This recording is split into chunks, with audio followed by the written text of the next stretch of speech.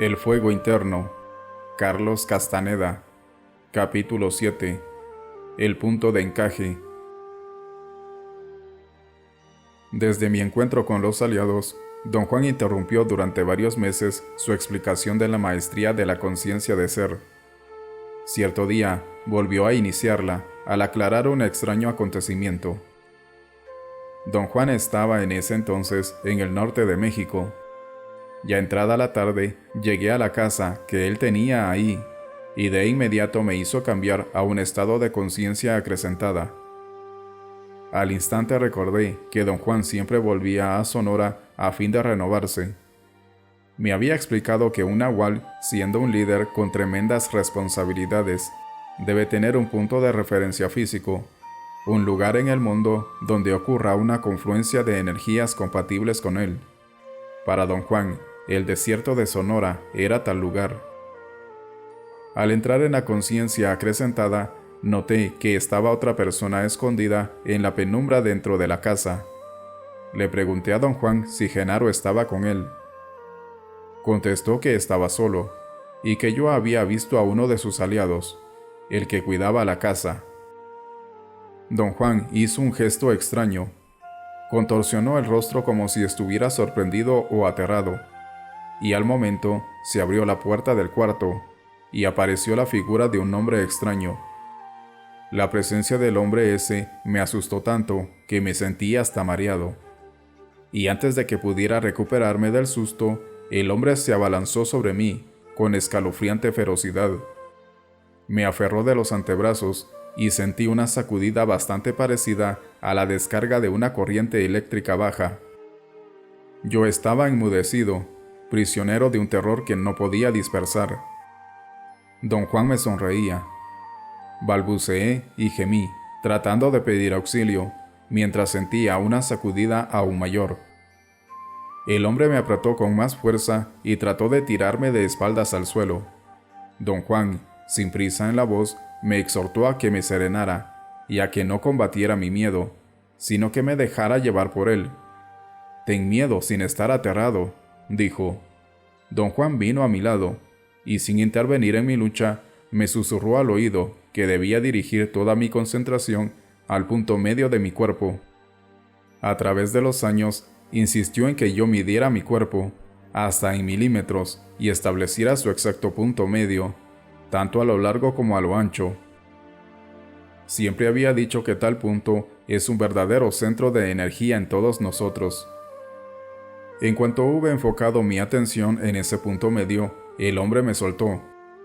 Al instante me di cuenta de que no era un ser humano, sino algo que solo tenía una vaga similaridad con el hombre. En cuanto perdió su forma humana para mí, el aliado se convirtió en una masa amorfa de luz opaca. Se alejó de mí. Corrí tras ella, impulsado por una gran fuerza que me hacía seguir a esa luz opaca. Don Juan me detuvo y caminó conmigo a la ramada de su casa. Me hizo sentar en un macizo cajón de madera que usaba como banca. El aliado me perturbó intensamente, pero el hecho de que mi terror hubiera desaparecido de manera tan rápida y completa me perturbaba aún más. Comenté mi repentino cambio. Don Juan dijo que cambios volátiles como el mío no tenían nada de extraño, y que el miedo se extinguía en cuando el resplandor de la conciencia cruzaba cierto umbral dentro del capullo del hombre. Empezó entonces su explicación. Brevemente delineó las verdades acerca del estar consciente de ser que ya habíamos discutido, que no existe un mundo de objetos, sino solo un universo de campos energéticos que los videntes llaman las emanaciones del águila, y que cada uno de nosotros está envuelto en un capullo que encierra una pequeña porción de estas emanaciones, que la conciencia de ser es el producto de la constante presión que ejercen las emanaciones exteriores, llamadas emanaciones en grande, sobre las emanaciones interiores, que la conciencia da lugar a la percepción, que ocurre cuando las emanaciones interiores se alinean con las correspondientes emanaciones en grande. La quinta verdad es que la percepción es canalizada porque en cada uno de nosotros hay un factor llamado el punto de encaje, que selecciona emanaciones internas y externas para alinearlas. El determinado alineamiento que percibimos como el mundo es producto del específico lugar en nuestro capullo donde está localizado nuestro punto de encaje. Repitió esto varias veces, dándome tiempo para entenderlo. Como yo no di muestras de haberlo comprendido, dijo que para poder entender y corroborar las verdades del estar consciente de ser, no se necesitaba raciocinio, sino energía. Yo te dije una vez, prosiguió, que tratar con los pinches tiranos ayuda a los videntes a lograr una maniobra de gran sofisticación. Ahora puedo decirte que esa maniobra es mover el punto de encaje. Dijo que percibir un aliado significa que yo había sacado a mi punto de encaje de su posición acostumbrada. En otras palabras, el resplandor de mi conciencia había pasado cierto umbral, borrando también así mi terror, y todo esto ocurrió porque tenía yo energía sobrante.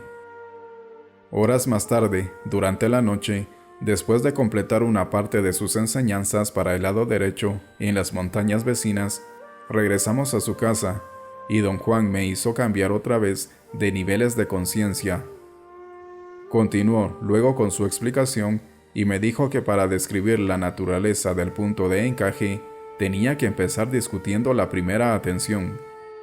Dijo que los nuevos videntes examinaron la forma desapercibida en que funciona la primera atención, y al tratar de explicársela a otros, arreglaron las verdades de la conciencia de ser en un orden específico. Me aseguró que no todos los videntes son dados a las explicaciones. Por ejemplo, a su benefactor, el Nahual Julián, le importaban un comino las explicaciones, pero sí le importaba el Nahual Elías, el benefactor del Nahual Julián, a quien don Juan tuvo la fortuna de conocer. Entre las largas y detalladas explicaciones del Nahual Elías, las breves del Nahual Julián, y lo que él veía, don Juan llegó a entender y a corroborar esas verdades. Don Juan explicó que para que nuestra primera atención pueda enfocar al mundo que percibimos, tiene que poner en relieve ciertas emanaciones. Las emanaciones seleccionadas previenen de la estrecha banda en la que se localiza la conciencia del hombre. Las emanaciones derechas aún quedan al alcance de uno, pero permanecen latentes, desconocidas para el hombre por toda la vida. Los nuevos videntes llaman a las emanaciones puestas en relieve el lado derecho, la conciencia normal, el tonal, este mundo, lo conocido, la primera atención.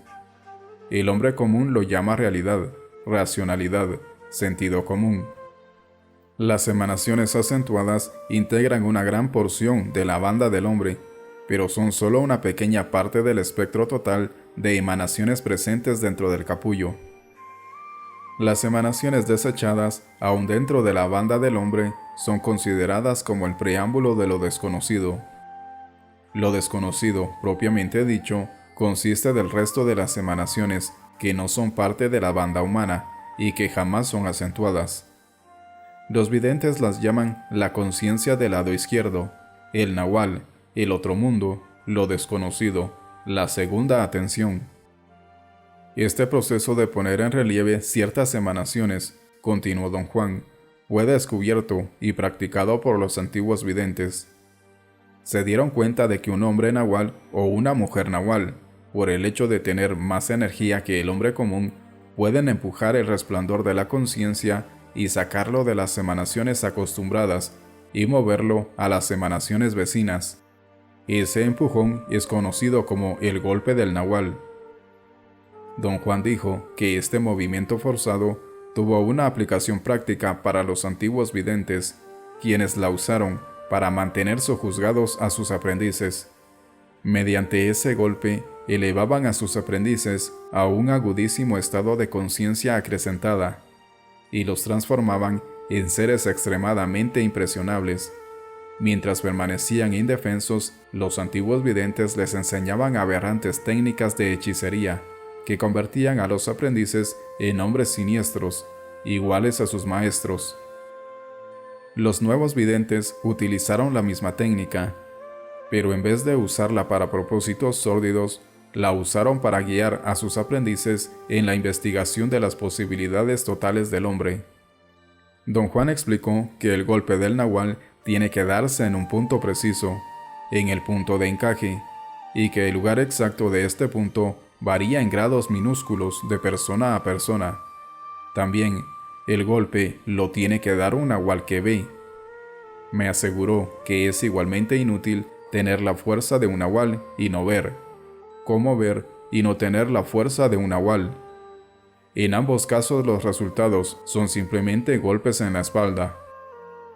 Un vidente podría dar golpes en el punto preciso una y otra vez, sin tener la fuerza para mover la conciencia, y un nahual que no ve no podría golpear a propósito el punto preciso. Dijo también que los antiguos videntes descubrieron que el punto de encaje no se encuentra en el cuerpo físico, sino en la concha luminosa, en el capullo. El nahual identifica ese punto por su intensa luminosidad, y más que golpearlo, lo empuja. La fuerza del empujón crea una hendidura en el capullo, y se siente como un golpe en el omóplato derecho, un golpe que saca todo el aire de los pulmones. ¿Existen diferentes tipos de hendiduras?, pregunté. Solo hay dos tipos, respondió. Uno es una concavidad, y el otro es una grieta. Cada cual tiene un efecto distinto en el estar consciente de ser.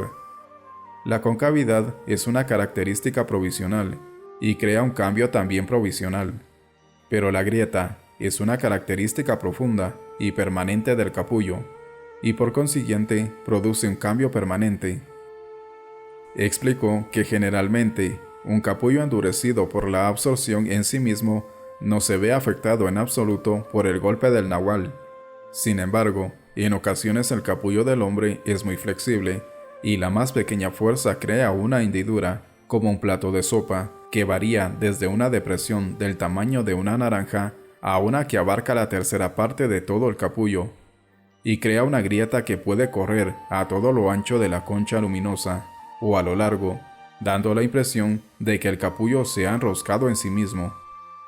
Después que se crea la hendidura, algunas conchas luminosas, al instante, vuelven a cobrar su forma original.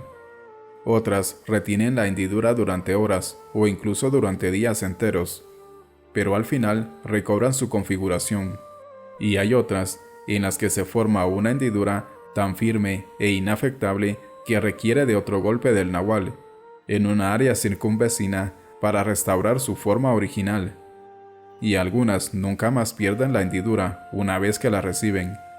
No importa cuántos golpes reciban de un nahual, jamás recobran sus formas ovoides. Don Juan dijo que al desplazar el resplandor de la conciencia, la hendidura agranda el área de la primera atención. La hendidura presiona a las emanaciones interiores, y los videntes pueden ver cómo la fuerza de esa presión hace que el resplandor de la conciencia brille como otras emanaciones en otras áreas que generalmente son inaccesibles para la primera atención. Le pregunté si el resplandor de la conciencia se ve solo en la superficie del capullo luminoso. No me contestó de inmediato. Pareció perderse en sus pensamientos. Después de varios minutos, contestó a mi pregunta. Dijo que normalmente el resplandor de la conciencia de ser era visto en la superficie del capullo de todos los seres conscientes. Sin embargo, cuando el hombre ha desarrollado la atención, el resplandor adquiere profundidad. En otras palabras, es transmitido de la superficie del capullo a un número considerable de emanaciones del interior. Los antiguos videntes sabían lo que hacían cuando manejaban el resplandor de la conciencia, prosiguió.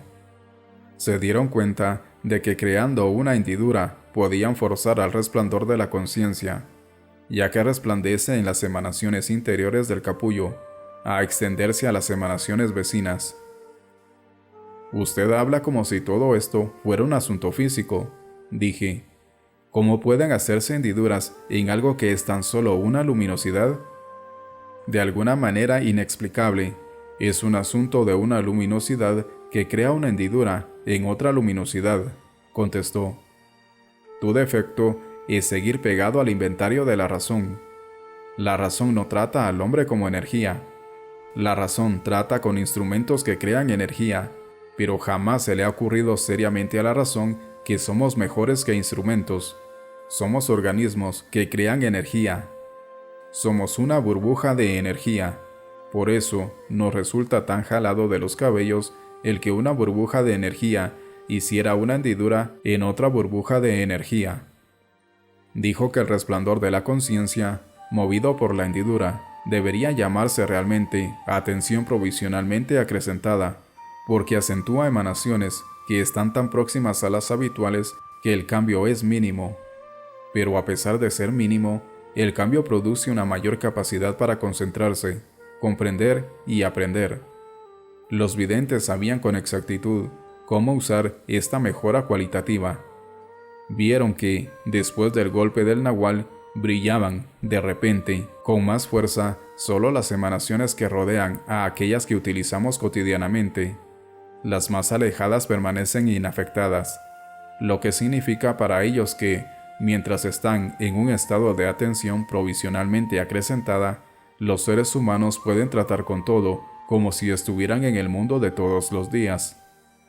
La necesidad de un hombre nahual o de una mujer nahual se volvió de suprema importancia para ellos, porque ese estado dura solo mientras persiste la depresión. Cuando se desvanece, todo se olvida de inmediato. ¿Por qué es que uno se olvida?, pregunté. Porque las emanaciones que permiten mayor claridad dejan de estar en relieve cuando uno sale de la conciencia acrecentada, contestó. Si el resplandor de la conciencia no brilla más en ellas, lo que uno experimente o atestigüe también se apaga.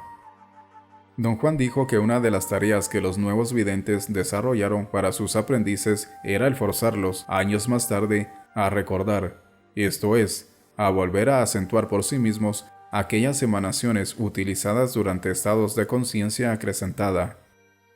Me recordó que Genaro siempre me recordaba aprender a escribir con la punta del dedo, en vez de hacerlo con un lápiz, para así no acumular notas. Don Juan me aseguró que lo que Genaro realmente había querido decir era que, mientras estaba yo en estados de conciencia acrecentada, debía utilizar emanaciones no habituales para archivar diálogos y vivencias, y algún día recordarlo todo al hacer brillar nuevamente el resplandor de la conciencia en las emanaciones usadas como archivo. Prosiguió, explicando que un estado de conciencia acrecentada es visto no solo como un resplandor que abarca mayor profundidad dentro de la forma ovoide de los seres humanos, sino también como un resplandor más intenso en la superficie del capullo. Sin embargo, no es nada comparado con el resplandor producido por un estado de conciencia total, que es visto como una explosión de incandescencia en todo el huevo luminoso.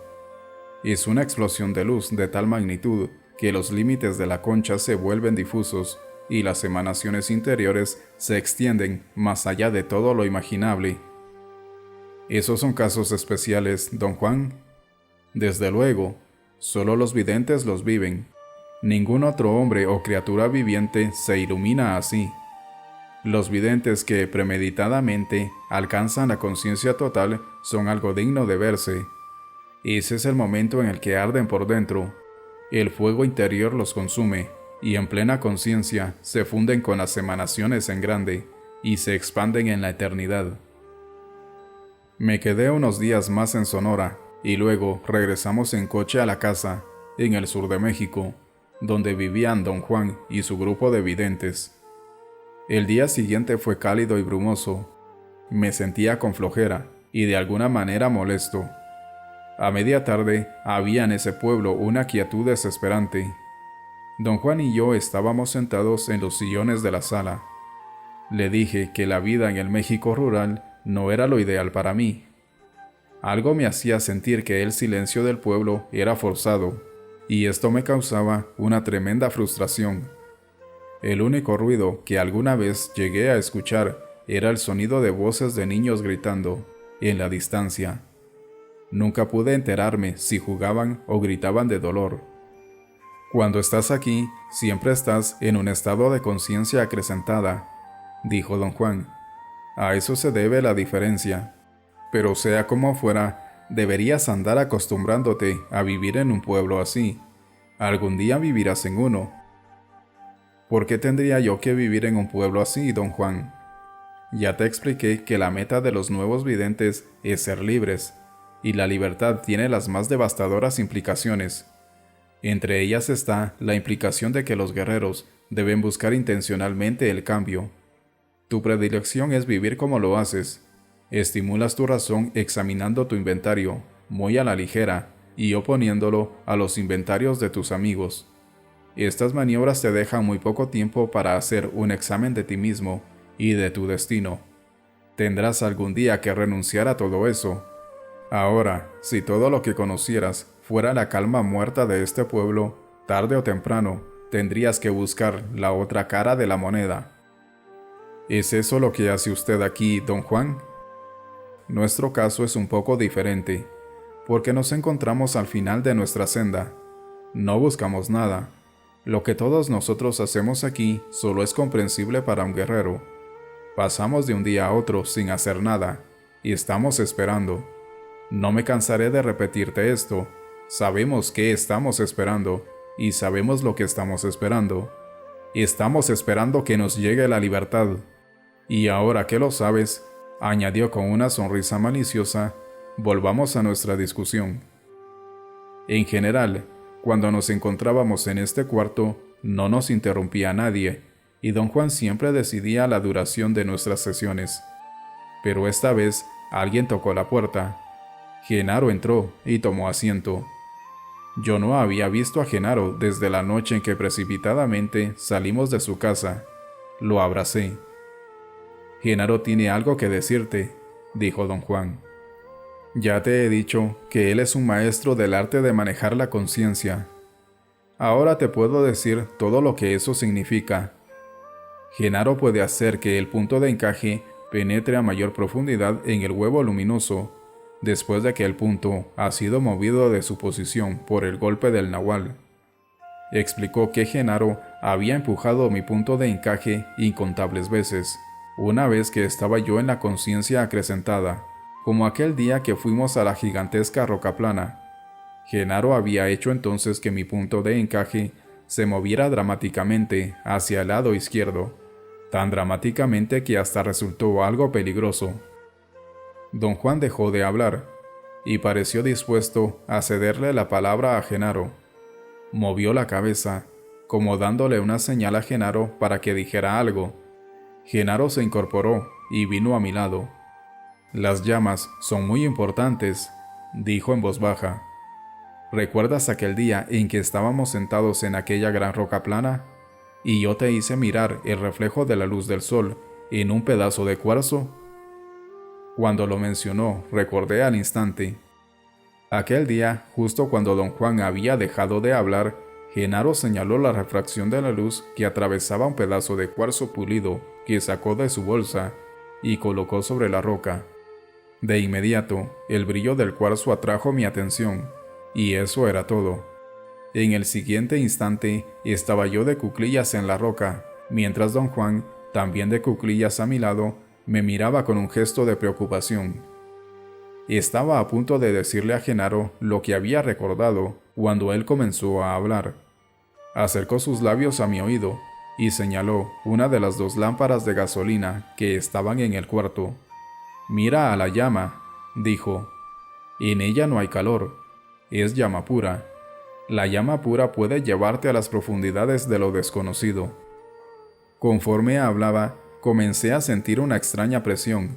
Era una pesadez física. Me zumbaban los oídos. Mis ojos lagrimearon al punto de que apenas podía distinguir la forma de los muebles. Mi visión parecía estar totalmente fuera de foco. Aunque tenía abiertos los ojos, ya no podía ver la intensa luz de las lámparas de gasolina. A mi alrededor todo era oscuro. Había rayos de fosforescencia color verde amarillento que iluminaban oscuras nubes de movimiento. Luego, tan abruptamente como oscureció, aclaró. No podía determinar dónde estaba. Parecía que flotaba, como un globo. Estaba solo. Tuve un momento de terror, y mi razón se apresuró a elaborar una explicación racional. Genaro me había hipnotizado, usando la llama de la lámpara de gasolina. Me sentí casi satisfecho. Floté sin agitación, tratando de no preocuparme. Pensé que una forma de evitar la preocupación era concentrarme en las fases que tendría que atravesar para despertar. Lo primero que noté fue que yo no era yo mismo. No podía mirar realmente a nada porque no tenía nada con que mirar. Cuando hice un esfuerzo por examinar mi cuerpo, me di cuenta de que solo podía tener conciencia. Y sin embargo, era como si desde una gran altura contemplara un espacio infinito. Había portentosas nubes de luz brillante y masas de oscuridad. Ambas estaban en movimiento. Vi claramente a una onda de resplandor ambarino que venía hacia mí como una enorme y lenta ola marina. Supe en ese instante que yo era como una boya flotando en el espacio y que la ola iba a alcanzarme y arrastrarme con ella. Lo acepté como algo inevitable, pero justo antes de que me envolviera, ocurrió algo completamente inesperado. Un viento fuertísimo me sacó del camino de la ola. La fuerza de ese movimiento me arrastró con tremenda velocidad. Atravesé un inmenso túnel de intensas luces coloridas. Mi visión se borró completamente. Luego sentí que despertaba, que había vivido un sueño hipnótico provocado por Genaro. El próximo instante, estaba de vuelta en el cuarto, con don Juan y Genaro.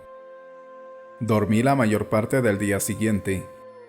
Entrada la tarde, don Juan y yo volvimos a reanudar nuestra discusión. Hablé con Genaro más temprano, pero se negó a comentar mi experiencia. Anoche, Genaro empujó de nuevo tu punto de encaje, dijo don Juan, pero como siempre, el empujón fue demasiado fuerte. Con ansia, le relaté a don Juan el contenido de mi visión. Sonrió, obviamente aburrido. Tu punto de encaje se alejó de su posición normal, dijo, y eso te hizo percibir emanaciones que no son percibidas comúnmente. Parece muy fácil, ¿verdad? Y sin embargo, es un logro supremo. Los nuevos videntes casi se extinguieron tratando de examinarlo. Explicó que, por dos razones, nosotros, los seres humanos, ponemos en relieve ciertas emanaciones para percibirlas. La primera y más importante es porque nos han enseñado que esas emanaciones son perceptibles, y la segunda, porque nuestros puntos de encaje han sido entrenados a seleccionar y preparar esas emanaciones para ser utilizadas. Cada ser viviente tiene un punto de encaje, prosiguió, que selecciona las emanaciones que serán acentuadas. Los videntes pueden saber si los seres conscientes comparten la misma visión del mundo, al ver si son iguales las emanaciones que sus puntos de encaje han seleccionado. Afirmó que uno de los más importantes adelantos de los nuevos videntes fue descubrir que el sitio donde se encuentra localizado ese punto en el capullo de todos los seres vivientes no es una característica permanente. La conducta habitual lo sitúa en ese sitio específico. De ahí la tremenda importancia que le dan los nuevos videntes a las nuevas acciones, a las nuevas posibilidades prácticas. Desesperadamente quieren llegar a nuevos usos, a nuevos hábitos.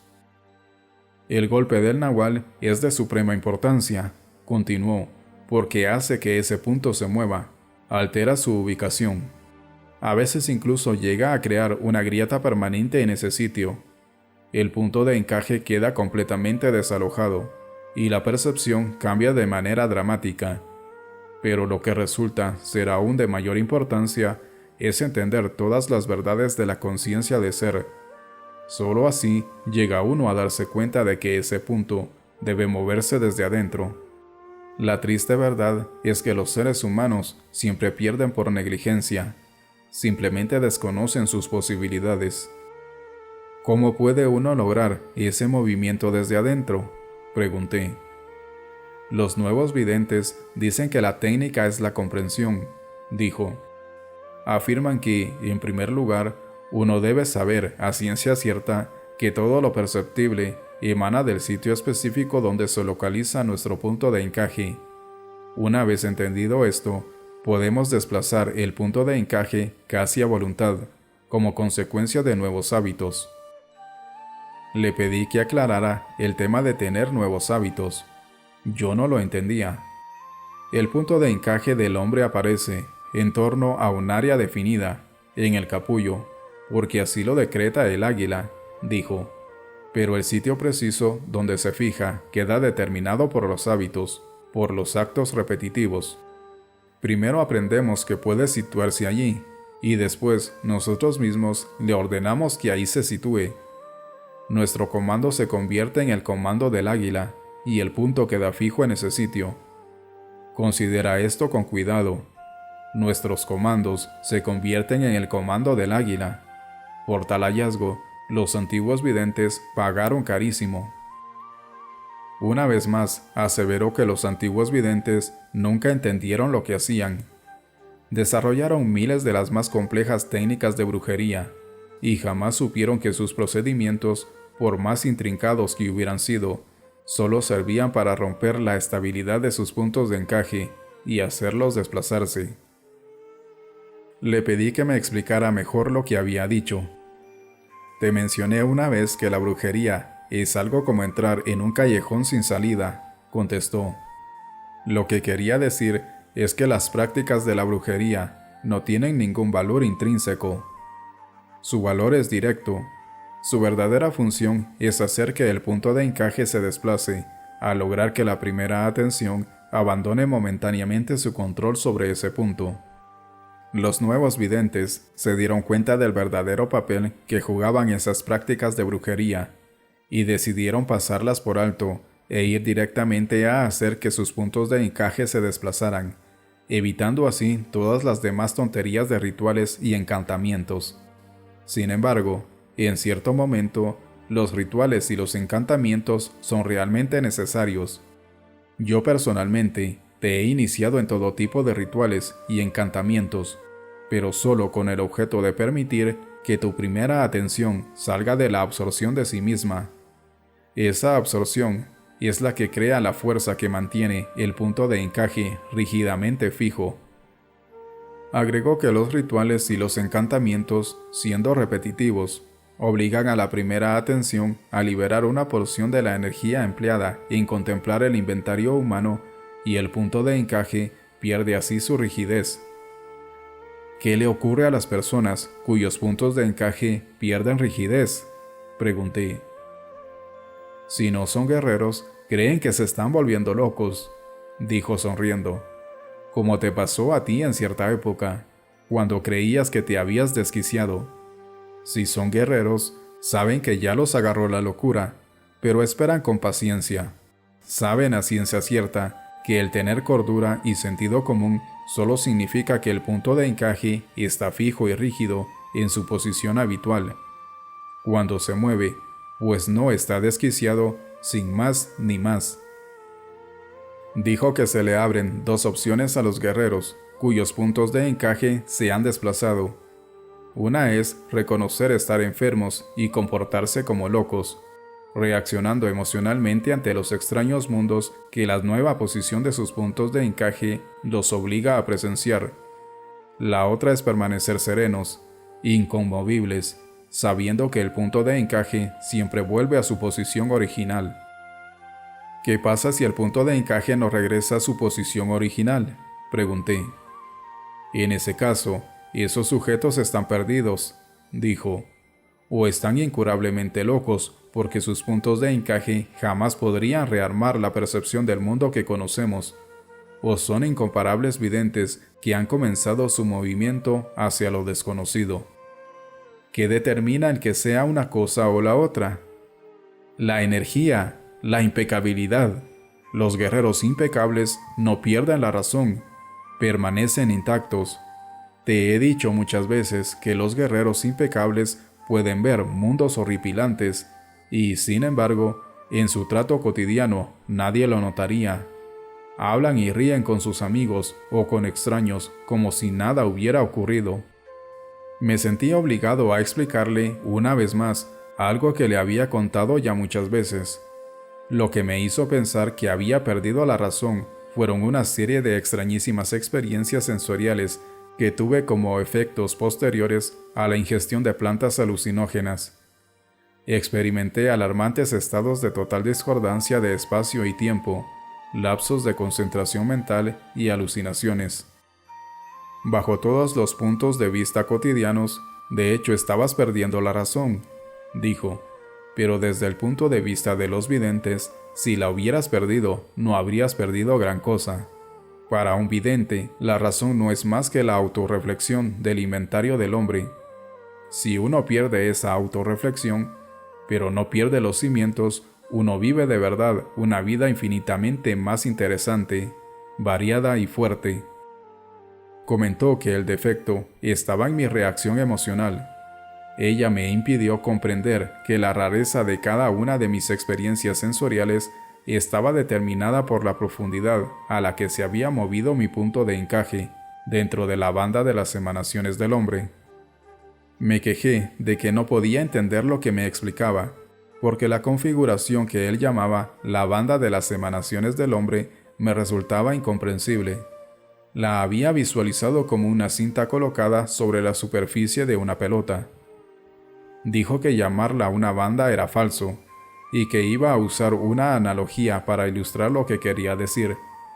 Explicó que la forma luminosa del hombre es como una bola de queso blanco que tiene inyectado un grueso disco de un queso más oscuro. Me miró y se rió. Sabía que no me gustaba el queso. Hizo un diagrama sobre un pequeño pizarrón.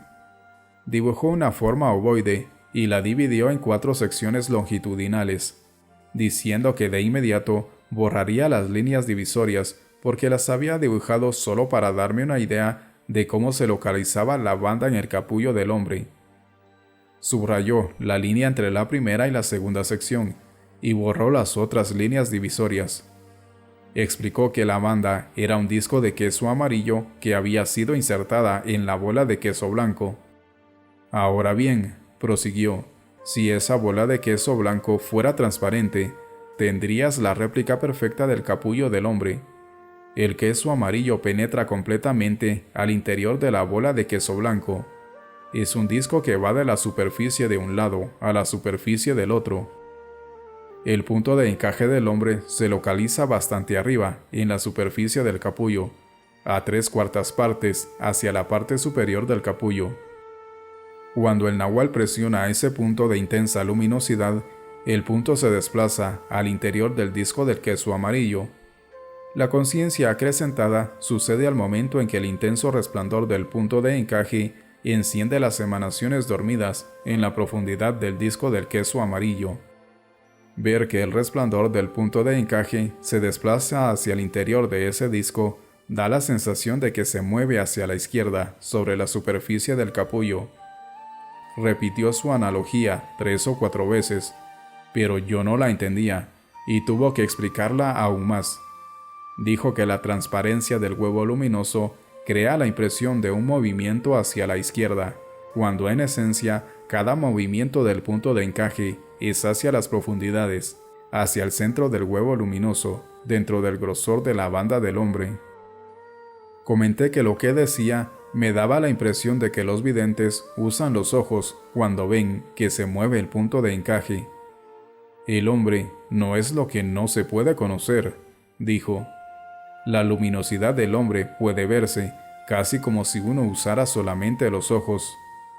Explicó que definitivamente los antiguos videntes habían visto el movimiento del punto de encaje, pero jamás se les ocurrió que era un movimiento en hondo. En vez de eso, se guiaron por lo que veían y acuñaron la frase movimiento hacia la izquierda, que los nuevos videntes conservaron, aunque sabían que era erróneo llamarlo así. Dijo también que, en el curso de mi actividad con él, yo había hecho desplazar a mi punto de encaje incontables veces, como estaba sucediendo en aquel preciso momento. Debido a que esos desplazamientos de mi punto de encaje fueron siempre hacia lo hondo, jamás había yo perdido mi sentido de identidad, a pesar de que estaba utilizando emanaciones que nunca antes usé. Cuando el nahual da su golpe, prosiguió, el punto acaba en cualquier lugar dentro de la banda del hombre, pero no importa en absoluto dónde acabe, porque donde quiera que lo hace será siempre terreno virgen. La gran prueba que los nuevos videntes desarrollaron para sus guerreros aprendices es desandar el viaje que sus puntos de encaje llevaron a cabo bajo la influencia del Nahual.